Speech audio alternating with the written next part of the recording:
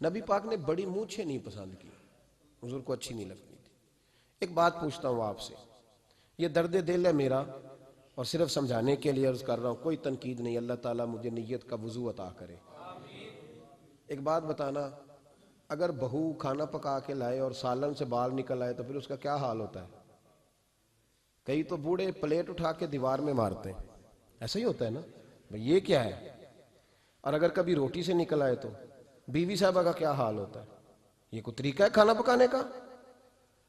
اور اللہ تعالیٰ معاف کرے، اگر کبھی ہوٹل میں چلے جائیں امیر لوگ 15,000 کا ڈنر کرنے، تو وہاں کسی سالن کی پلیٹ سے بال نکل آئے تو پھر تو پیسے کیا دینے ہیں، پھر تو ان کو اور جرمانہ ہو جاتا ہے۔ یہ تو سارے بال نکل آئے تو مشکل، اور ویسے بھی جو نفاست ہے نا طبیعت کی، اس پر بوجھ بنتا ہے، بال کھانے میں ہو آٹے میں ہو تو بوجھ بنتا ہے۔ تو بڑی مونچھوں والا دوست بھائی بزرگ جب پانی پیے گا تو بال پانی میں جائیں گے کہ نہیں جائیں گے؟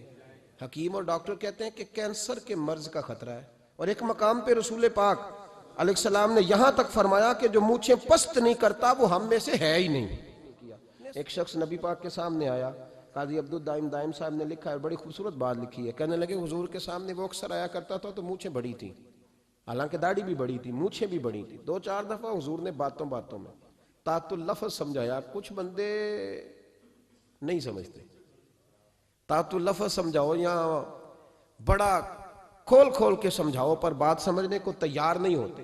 پتہ نہیں کیا ایسا حسن ہے بھئی، جو حسن نبی پاک نے پسند نہیں کیا وہ کبھی حسن ہو سکتا ہے؟ کبھی خوبصورتی ہو سکتی ہے؟ وہ کسی کا ذاتی کلچر تو ہو سکتا ہے پر دین کی تہذیب نہیں۔ نبی کریم علیہ السلام نے کئی دفعہ سمجھایا تو ان کی سمجھ میں بات نہ آئی۔ ایک دن وہ بیٹھے ہوئے تو حضور نے ایک صحابی سے فرمایا کینچی لاؤ، کہنے لگے میں سمجھ گیا کہ میرے ساتھ کچھ ہونے لگا ہے۔ ساتھ ہی حضور نے فرمایا ایک مسواک بھی لانا، کہنے لگے میں نے کہا بچت ہو گئی، میرے تو دانت صاف ہے۔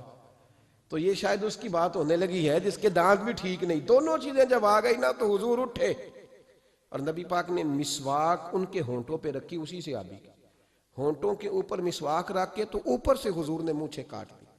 فرمایا یہ نہ ایسا کرو، یہ چیز مجھے پسند نہیں ہے۔